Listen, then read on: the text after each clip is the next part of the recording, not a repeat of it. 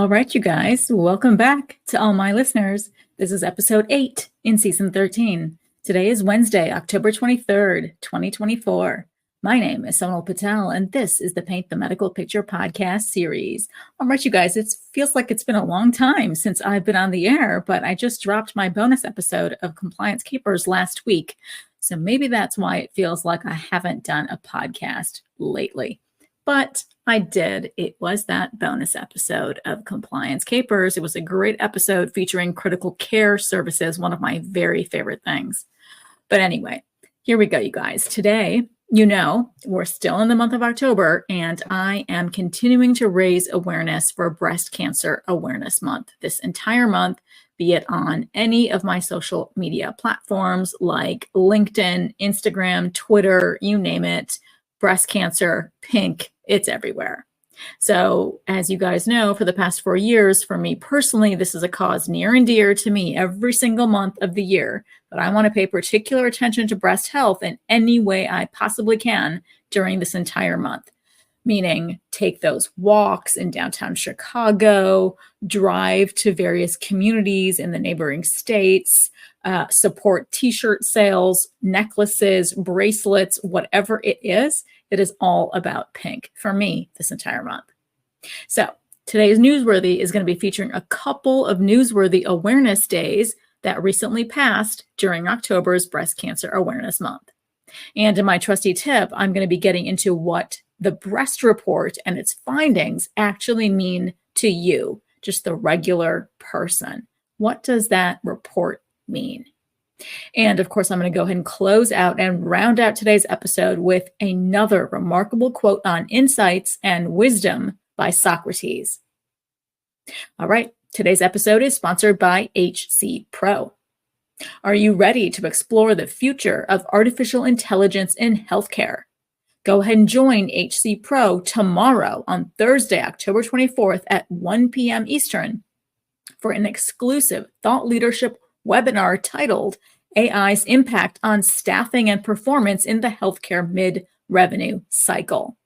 Now, by attending this webinar, you will learn, number one, how AI is transforming the mid-revenue cycle with greater productivity and collaboration.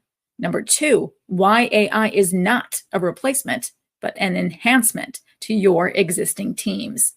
And finally, third, the essential role of clinical judgment, compliance, and coding expertise in an AI-driven workflow. Now, when you attend the webinar, you will hear from industry experts, including Eric Eckhart, Director of Patient Financial Services at Community Medical Centers. You'll also be hearing from Lauren Ripplinger, Chief Public Policy and Impact Officer for AHIMA. And you'll also hear from David Mark, Associate Director and Department Chair at the College of St. Scholastica, as all three of them discuss how AI is shaping the future of healthcare operations. So don't miss out on these very valuable insights. Register for this live webinar again tomorrow at www.hcpro.com/AI webinar. All right, you guys, let's get into it. So in today's Newsworthy, indeed, this entire month, right, it's pink. Pink, pink, pink. It's pink on my LinkedIn pages, everywhere. So go ahead and check it all out. Now, Metastatic Breast Cancer Awareness Day was just on October 13th, and National Mammography Day for screening was on October 18th. So let me go ahead and put some spotlight on metastatic breast cancer awareness because it's going to feed right into my trusty tip as we break down those findings in a written report. So Metastatic Breast Cancer Awareness Day began back in 2009. Now, this day is meant to educate the public about the need for more money that's needed to go towards the study of metastatic breast cancer and the development of new metastatic cancer treatments. Now, all that means is the cancer has spread to beyond the breast. Now, an estimated 168,000 women in the United States are living with metastatic breast cancer. The 5-year survival rate for women with metastatic breast cancer is increasing, especially among those women who are aged 15 through 39. Now, nearly 30% of women initially diagnosed with early stage breast cancer will ultimately develop metastatic breast cancer. While rare, men can also develop metastatic breast cancer. All right, you guys, let's move on and dive into my trusty tip for the day. Now, again, it's going to feed off of the metastatic breast cancer newsworthy that I just discussed. So let's go ahead and continue shining that spotlight on Breast Cancer Awareness Month and spotlight yet another type of biopsy. A couple weeks ago, we talked about fine needle biopsy. But in today's compliance tip, let's get into the details of the procedure report for that breast biopsy you had, that fine needle, a couple weeks ago. And also if you have another type of a biopsy that will also be followed up with a pathology report, right? And this is called the percutaneous needle biopsy, or the PNB, that you may have had. Now, so what is a PNB breast biopsy? Again, by definition in CPT, it is a biopsy of the breast, percutaneous, needle core, not using imaging guidance, separate procedure, and it's coded with CPT code 19100. Now, that procedure report is, of course, going to document who you are, your date of birth, your medical record number, your date of service for the procedure you had. There's also something called the heading of the report, and it may include details like the facility where you had this procedure, its name, its address, as well as your medical record number for that specific facility. Now, details in the heading will also include surgery information, like the name of your primary surgeon, as well as any co-surgeons you had or residents, surgical assistants, the type of anesthesia, the name of your anesthesiologist or your CRNA, any type of special equipment that was used, etc. Now, even further, there will be your preoperative and postoperative diagnoses. Those are all listed and applicable to support medical necessity of your procedure, of that PNB. Now, the procedures performed is also on that written report, and it's going to contain a comprehensive list of the surgery or other surgeries that you've had during that encounter. Then there will also be a history/indications for surgery section of the procedure report.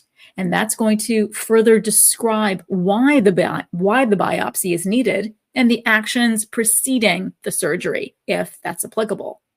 Now, the surgeon might go into the occurrence date or the duration of the lump or the mass, your past medical history pertinent to the procedure, your family history pertinent to the procedure, past or failed treatments, etc. So that history of your breast cancer in the family, either your mom's side or your dad's side, both of those things are relevant in your history as well. Now, then the report dives into the body of the procedure report, and it goes into what did the surgeon actually do? And that's where the description of the procedure is documented. So it will state something like the location of the lump is palpated. The physician fixes the lesion with one hand while the needle is inserted into the lesion with the other. In order to obtain an adequate tissue sample, 3 to 6 separate core needle insertions are typically required. When an adequate tissue sample has been obtained, it is sent to the laboratory for pathological examination.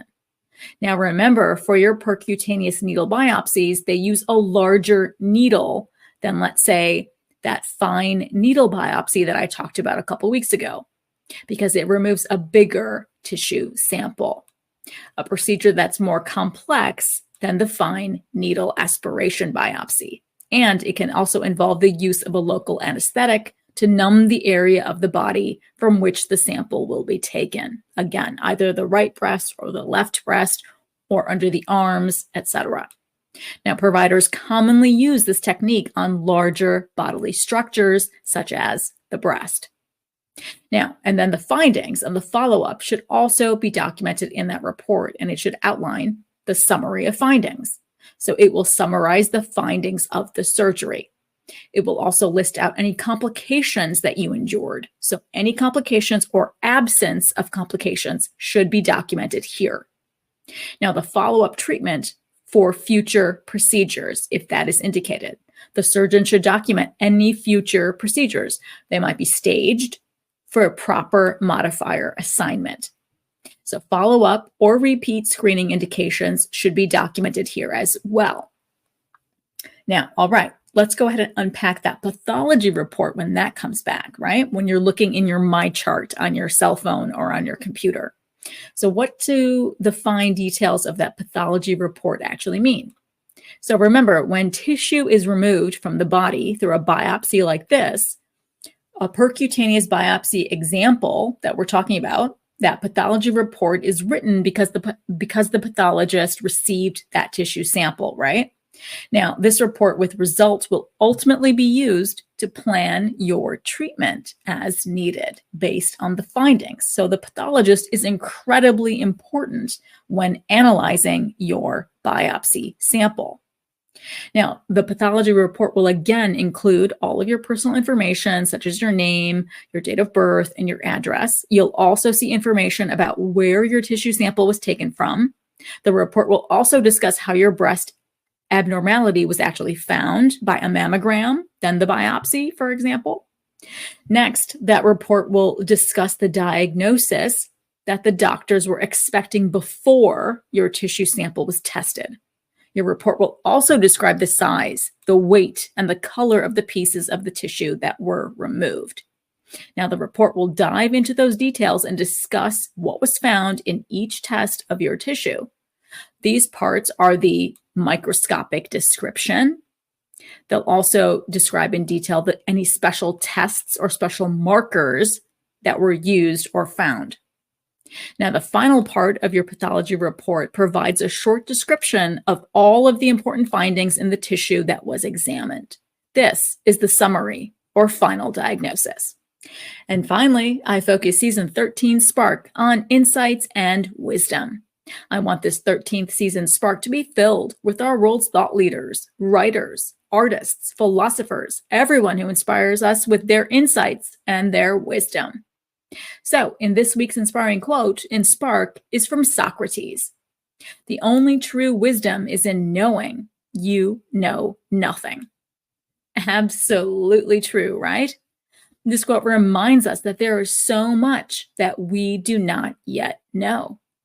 This quote tells us that we will never really be all-knowing and sage. There are so many others' voices and experiences that tell a story too. I'm happy Socrates' spark still burns brightly and still inspires so many. All right, you guys, now I'm already pretty tired and it's the middle of October, right? I've had one conference down and still another to go. I've got pumpkins to carve, kids to treat. Okay, I think I'm going to scare them instead. Diwali is going to be celebrated this year for sure. Lots to do in the weeks ahead, and I know I can't wait. I'm simply enjoying all these yellow, golden, reds, oranges, all these leaves flying around my windows as I record this episode. Fall is definitely peaking here where I am, and it makes me so, so happy. All right, you guys, I hope you guys are all doing great, and I hope you're celebrating the fall season as well, and you're out and about. Wish you guys all an amazing and very, very happy week ahead. Thank you guys so much for listening on today's episode, and I hope every week with me brings you closer to helping your providers paint a masterpiece. See you next Wednesday.